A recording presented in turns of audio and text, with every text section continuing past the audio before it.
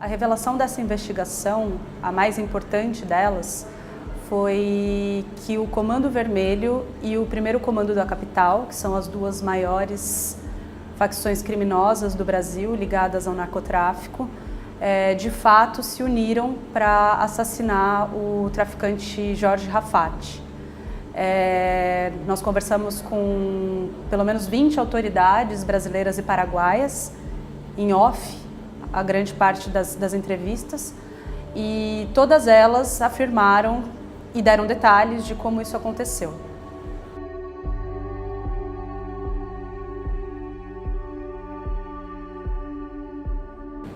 Essa investigação começou em Brasília, numa conversa num café com um agente da Polícia Federal que, em off, me contou que um colega dele, que trabalhava na fronteira, foi procurado pelo traficante Jorge Raffaty dias antes de ser assassinado.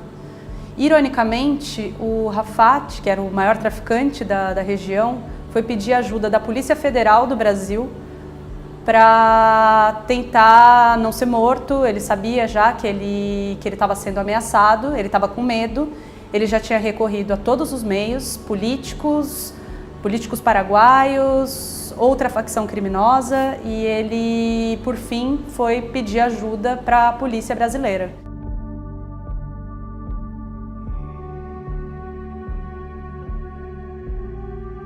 Bom, a maior dificuldade era encontrar alguém que falasse sobre o assunto.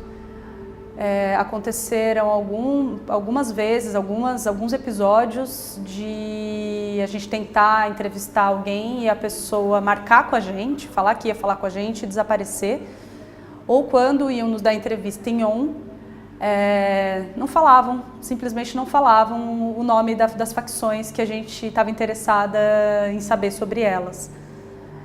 Muitos baixavam o tom de voz, alguns sequer falavam, e a gente sentiu que era um tabu muito grande.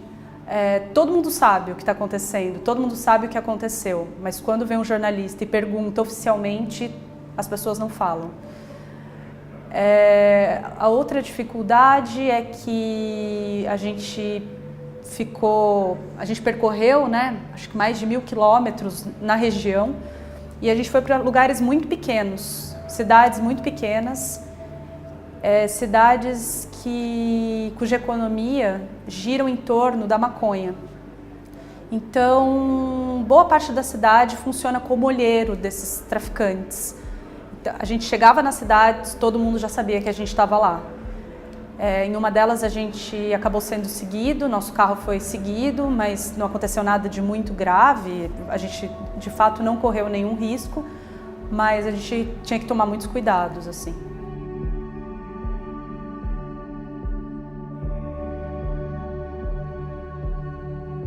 Bom, o impacto da investigação, eu acho que o principal deles é que logo que a gente deixou a cidade, teve uma resposta da justiça, teve um parecer da justiça sobre o caso, que eu não sei se sairia tão rápido assim. Acho que o papel do jornalista é pressionar as instituições, muitas vezes, a fazer o trabalho delas quando elas não estão fazendo.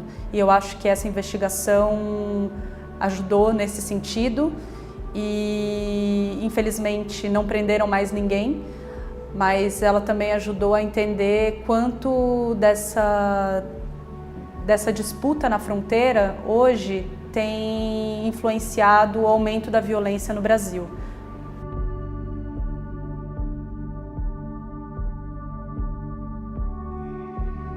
Minhas recomendações para quem quer investigar um caso, não tem uma receita, né? Mas também não tem mágica, é fazer o trabalho com dedicação, com exaustão. A gente ficou muito pouco tempo nesses lugares, então a gente trabalhou, às vezes, até de madrugada, e ler tudo, ler todos os documentos, falar com muitas fontes em off, que vão te contar as histórias que as fontes em on não contam, para poder fechar o quebra-cabeça.